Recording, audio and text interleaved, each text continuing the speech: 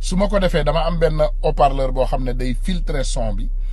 donc su ma ko defee de l'autre côté je ne pense pas que vous allez l'entendre parce que son bi ci man la jublu fi mu toll nii voilà donc ñu essayer vidéo yi xool donc je vais le faire de cette manière je vais le faire de cette manière ah ma def ko ci manière bi comme ça ngeen man ko déglu bu baax. C'est rigolo, on parle souvent des vaccins. Des scientifiques russes, l'Académie de médecine russe, etc. ont annoncé, ça y est, on a trouvé, nous avons un vaccin, nous avons déjà terminé les essais sur les animaux, nous pensons qu'il est efficace. Vous savez ce qu'a répondu Poutine? Non? Lui, c'est un chef d'État. Il a dit très bien, messieurs, vous me dites que vous avez un vaccin, alors vous savez ce que vous allez faire? Les tests sur les êtres humains, vous les faites pas là sur mon peuple, vous les faites sur vous. C'est-à-dire que vous, scientifiques, qui êtes tous là à me dire, nous avons un vaccin, il est prêt, il fonctionne, vous l'injectez. Voilà. Vous injectez votre vaccin.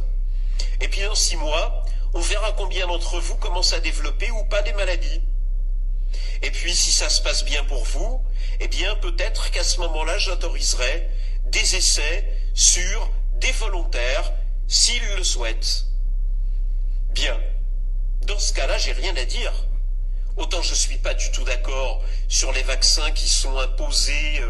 plus ou moins, par l'argent, sur des Africains. Ouais, sur des Africains, c'est facile. Ils n'ont pas d'argent, Bill Gates leur offre des dollars. La Poutine, il dit à ses scientifiques, vous me dites que vous avez un vaccin, ok les gars, vous testez sur vous. Vous prenez les risques. Et on va voir ce que ça donne. Allez-y, allez-y. Peut-être que vous avez raison, on verra dans quelques mois. Ça, c'est un homme. Ça, c'est un homme. Voilà, moi, il me... Voilà. Donc, déglu ngeen vidéo bobu. Il faut prendre note et écouter attentivement notre Sénégalais, notre frère sénégalais qui dit qu'ils vont avoir des essais sur nous, les Africains. Et il travaille pour Macky Sall. Déglu leen nak bu baax. Dama bëgg ngeen déglu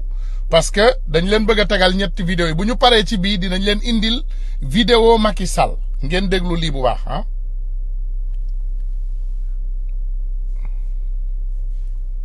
yi ñu ngi ci liggéey am na benn essai 5 essais thérapeutiques yoo xam ne 5 essais thérapeutiques 5 essais thérapeutiques sax bokk na ci dëkk yoo xam ne nangu nañu bokk ci essais yooyu pour que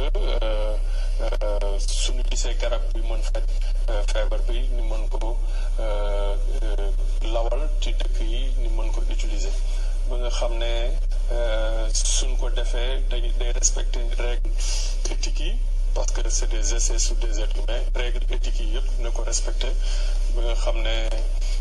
lu ci feeñ rek dina am njëriñ pour askan bi comme nu ñuy découvrir tous les médicaments tey ak vaccins yi ñuy utiliser yoon boobu lay jaar yoon bu sérieux boo xam ne ay scientifique ñoo ci liggéey ak respect norme yu ñu wax au niveau mondial. Mbaye Ba, ça c'est Mbaye Ba. Regardez bien.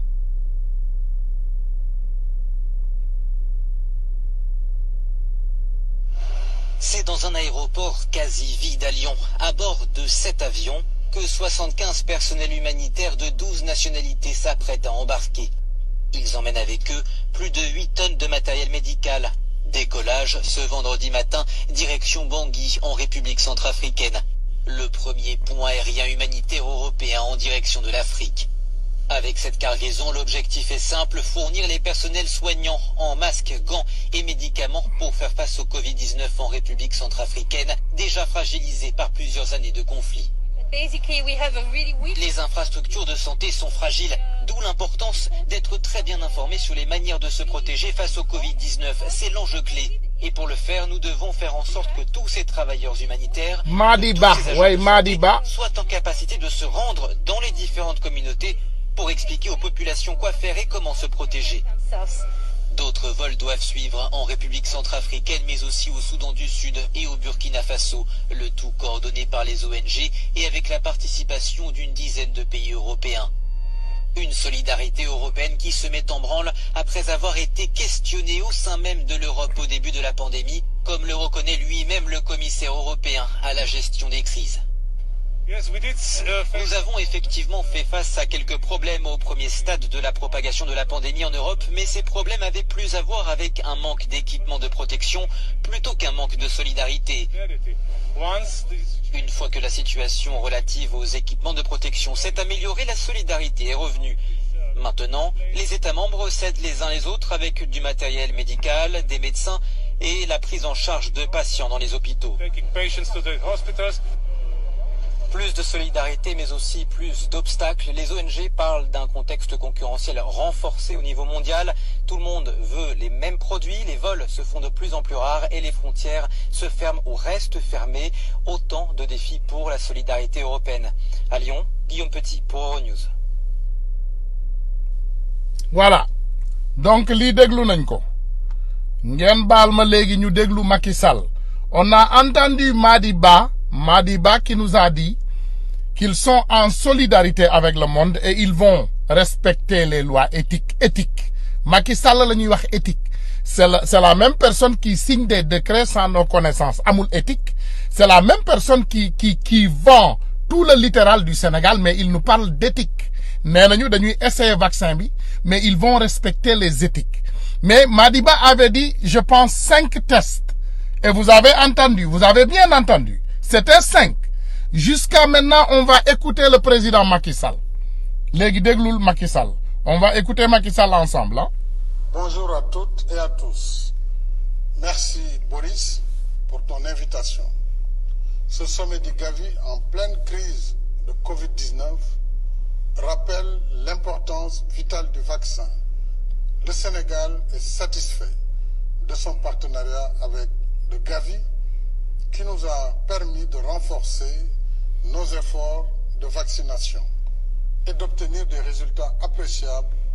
dans le cadre de notre programme élargi de vaccination couvrant 13 maladies. Nous avons 13 maladies, 13. Voire dépasser les objectifs mondiaux de 90% pour la plupart des antigènes. Et nous avons réduit la mortalité infanto-juvénile de 121 pour 1000 en l'an 2000 à 56 pour 1000 en 2017. Je renouvelle par conséquent le soutien du Sénégal à la campagne de mobilisation des ressources en faveur du Gavi. À présent, nous devons travailler à faire évoluer notre collaboration par l'installation dans les pays bénéficiaires d'unités de production de vaccins, d'intrants pour la vaccination et de tests pour le diagnostic. Le Sénégal, vous le savez, est déjà dans cette dynamique avec des laboratoires comme l'Institut Pasteur de Dakar. Notre pays a l'expérience, les ressources humaines et l'écosystème nécessaire pour accueillir ce genre d'unités de production. Dans le contexte de la pandémie de Covid-19, il est essentiel que tout vaccin ou traitement mis au point soit accessible à tous les pays. C'est ainsi que nous pourrons vaincre partout la pandémie. Il y va de notre sécurité collective parce que tant que le virus continuera de circuler dans un pays, le risque demeure pour tous les autres. Je vous remercie. Voilà. Donc, merci. Ça, c'est notre président. Je pense que nous avons entendu ce que Poutine avait décidé. Madame Poutine, li mu décidé woon defe naa ñun ñëpp dégg nañ ko maanaam mbir mi bi mu tàmbalee ay scientifique russe dañu ñëw ñu ne président russe bi on a trouvé le vaccin, on l'a essayé sur des animaux maanaam jël nañ ko essayé nañ ko ci ay bàyyima maanaam ci ay animaux donc léegi jot na pour ñu essayer ko ci ay doomu aadama président russe bi ne leen amul problème comme baax na dox na léegi desul dara lu dul ngeen essayer ko ci ay doomu aadama da ngeen koy essayer ci seen bopp ba pare boo leen ko essayer ci seen bopp ba pare mooy docteurs yi ak scientifique yi lay waxal de mu ne buñ ko essayer ci seen bopp ba pare léegi dina leen permettre ak maanaam muy nangu doomu aadama yi dañ leen di laaj dañ leen di woo ne leen ku bëgg a volontaire parce que ñun réew yi ñu nekk yëpp loolu la ñuy def dañuy woote solidarité ne képp ku bëgg a volontaire nga ñëw nga signé nga ne ah man de bëgg naa volontaire pour ñu tester li nga xam ne moom mooy vaccin bi. Poutine nee na bu scientifique yi nangoo ba ñoom ñu testé ko ci seen bopp ba mu jàll mu soog a autoriser population pour ñu xool kan mooy nangu pour volontaire pour def testu vaccin bi benn. donc Poutine maanaam mi ngi toog di xaar scientifique mi pour ñu jël vaccin boobu testé ko ci seen bopp ba pare bu doxee moom mu soog ci sax wax ak ay nitam benn la boobu. léegi deuxième dégg nañu Madiba génn dem ci toilu télé Sénégal yi mu ne lii di vaccin bi dañ ko wax en solidarité ak adduna bi yépp pour ñu tester ko boo leen xoolee il n'était pas confortable boo leen xoolee mënul woon sax comme li ñuy wax nee nañu nit bu nekkee ci lu jubul di nga ko gis ci kanamam Madiba n'était pas confortable de parler de ce vaccin mais comme il était forcé à le faire donc mu dem ngeen déglu adduna bi yépp dégg ko mu ne Sénégal dafa nekk en solidarité te dañuy respecter li nga xam ne maanaam mooy digle yi éthique yi yépp dañ koy respecter déjà bu dee waxu éthique lay wax damay commencer par fenn éthique nangootul ay doomu aadama di naan ndoxu teen au 21e siècle parce que nee nañu ndox da nga ko war a filtrer traiter ko balaa doomu aadama yi di ko naan xam nga éthique donc amul Sénégal éthique buñ ko doon wax mooy par exemple tey Macky Sall warul jël ku mel ni rakkam Aliou Sall di ko fal par décret parce que loolu du éthique éthique mooy maanaam nga def li nga xam ne dafa méngoo ak yoon li nga xam ne loolu la yoon santaane mais ñun gis nañ ne Sénégal doxul ci éthique donc nañu bàyyi waxu éthique donc Madiba mu ne 5 vaccins la ñuy testé 5 dégg ngeen ko mu ne juróomi vaccin maanaam li ñuy testé buñ leen ko bëggee wax exactement mooy juróomi feebar la ñu bëgg a testé mais bu ñuy fàttaliku toujours bu ñuy fàttaliku dafa am kaddu goo xam ne moom mooy jàll ci gémmiñu Macky Sall toujours mooy nouvel ordre mondial loolu dafa am lu ko firndeel mooy dañ koy def loolu pour wàññi ay population pour wàññi ay doomu aadama ay xeetu doomu aadama la ñuy bëgg a wàññi maanaam dañ koy jaarale ci jigéen ñi di leen piqûre comme ça duñu mën a am doom wala jaarale ko di ci góor ñi di leen piqûre pour ñu yoom yu bari lay àndal. boo leen xoolee tey niveau mortalité bi wala tey xale bu jigéen bu ëmb di avorter wala ay situation yu bari yoo xam ne humaine dafa ànd ak problème donc loolu nañu teg côté Madiba bi de côté léegi ñun suñu président de la république Macky Sall dafa génn yéen ñëpp gis ngeen ko vidéo bi moom lañ leen tegal mu ne mi ngi saluer Boris Johnson wax na dëgg dafa am loo xam ne dafa xew te yéen yëgu leen ko. dafa am université boo xam ne boo leen demee tey CNN parce que yéen ñi am DVR wala ngeen dem sax si internet boo leen xoolee clipu CNN aujourd'hui c'est samedi le 6 juin 2020 da ngeen di tapé rek samedi 6 juin 2020 boo leen demee xool CNN America early start li tudd early start mooy teel a tàmbali entre 5 heures du matin ak 6 heures du matin CNN dafa teg li nga xam ne moom mooy maanaam émission bi dañ ci invité Anthony Fauci moom mooy ki nga xam ne moom mooy jiite li nga xam ne moom mooy xeexu Covid-19 bi léegi balaa may egg ci loolu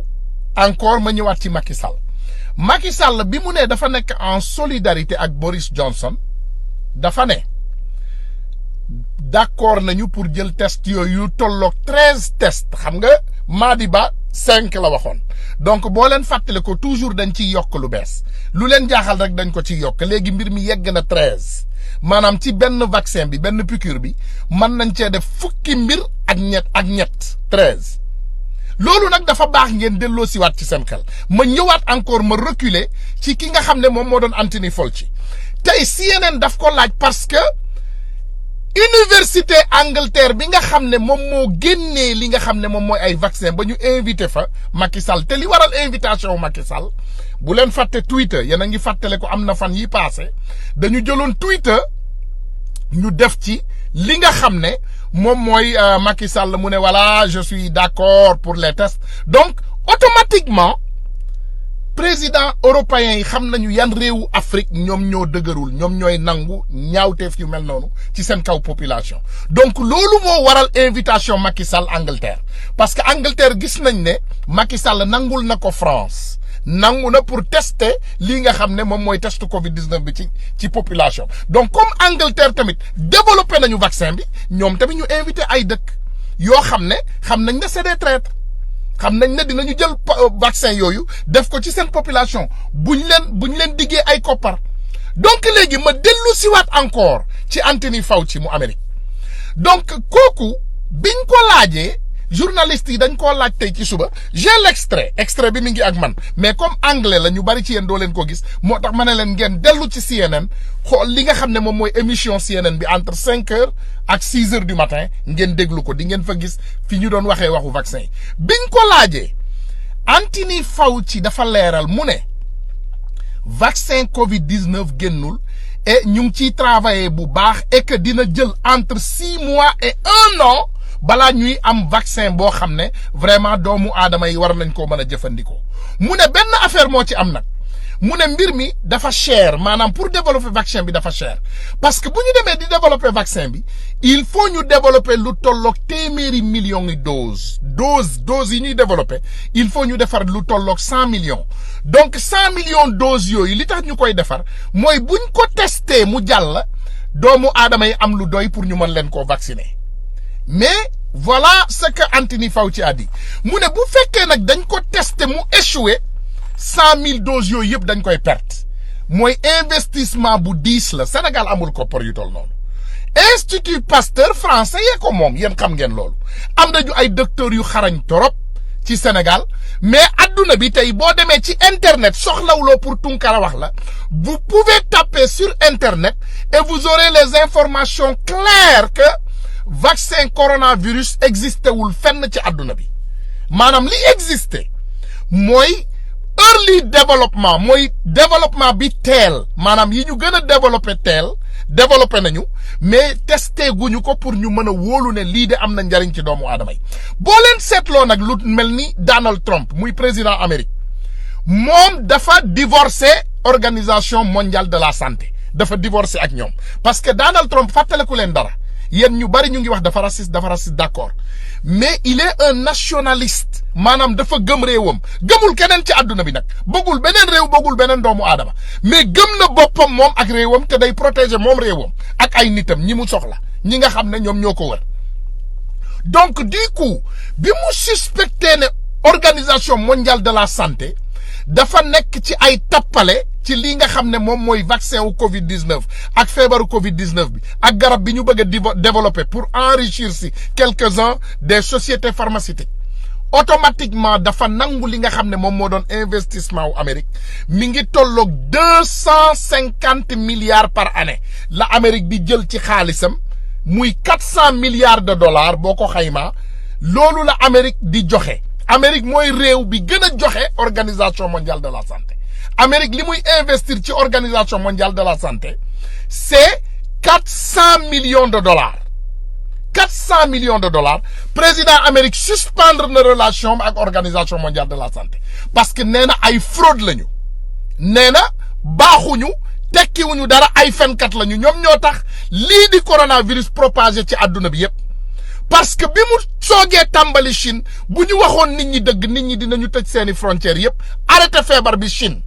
mais comme dañu bëggoon mbir mi law ci àdduna bi tas donc ñoom ñoo fexe mu tas c'est les mêmes personnes tey ngeen gis ñoom ñooy bëgg a jël vaccin bi lawal ko ci biir Afrique maanaam testé ko doomu africain loolu nag yàgg na ci Afrique ma wax leen ko depuis suñu temps wu mamaat ya nee nañ leen les premiers instruments d'opération biñ koy testé ci doomu aadama ci africains yi lañ ko testé c'est les esclaves qu'ils avaient pris et ñu utiliser loolu nga xam ne moom mooy matériel opération dañu jël ay esclaves di leen opérer ay multiples de fois ba mu am succès ñu soog a jël nag léegi tubaab yi di leen opérer di leen faj vaccin yi aussi yàgg nañ koo testé ci Afrique mais c'est que on n'était pas au 21e siècle te Facebook amul woon donc doomu aadama yi mënuñu woon jël xibaar bi di ko tas doomu aadama yi jot ci mais tey au 21e siècle bu ñu waxee dara man bu ma ko jëlee ma tas ko rek waa Tambacounda dinañ ci jot waa Kolda waa Bignona waa Ziguinchor ñëpp dinañ ci jot donc dañu bëgg ngeen jël vidéo bi ngeen tas ko mu yaatu adduna bi jot ci moo tax du ma tax sax def vidéo bi mu gudd dama koy gàttal mais fexe leen ngeen tas ko information bi tas parce que liñ fi dugal yépp ay réalité la gis ngeen wan nañu leen clip vidéo bi nga xam ne moom la français bi wax ci li nga xam ne moom mooy Poutine ñu tegal leen clip vidéo bi nga xam ne moom la Madi Ba wax ci plateau Télé Sénégal yi ñu tegal leen clip vidéo bi nga xam ne aussi moom la Macky Sall ci boppam wax donc jël leen vidéo bi ngeen tas ko te ngeen góorgóorlu ñu fexe information yi jàll pour sénégalais yi xam ne amul benn vaccin boo xam ne méngoo na ak coronavirus boo leen suspecté ñuy vacciner ay taalibe jël leen sénégalais yi ngeen avertir leen on prend les sénégalais témoins parce que ñu ngi jël ay taalibe di leen jëlee ci lii nga xam ne moom mooy daara yi di leen yóbbu fii nga xam ne moom mooy ci këru jàmb maanaam ci ay nëbbukaay yoo xam ne dañoo bëgg a jël lii di vaccin bi testé ko ay doomu jàmbur ba pare ak yeneen ay malades yi dem hôpital ñu leen di piqûre ñoom daal ala kulli aalin dinañu jéem a jël vaccin bi ñu xool nañ lañ koy testé ci ay doomu aadama te kenn mënu ci dara c'est ça la réalité moom bu bëggee testé vaccin bi na jël waa APR mu rangale leen bari nañu mën na jël vaccin bi mu testé ko ci moom ak waa këram ak partisan mi mais te mu génne ci doomu sénégalais yi li ñu soxla tey dund la sénégalais yi lu ñu soxla tey ku leen dimbali la mais du ku leen toroxal vraiment maa ngi leen di jaajëfal di leen remercier vidéo bi nag fii laa bëgg mu yem ndax dama bëgg vidéo bi tas au maximum donc boo leen jotee message bi ngeen tas ko au maximum comme ça doomu àdduna bi man cee jot ñëpp man koo njariñoo merci wa assalaamu aleykum wa rahmatullahi wa barakatuh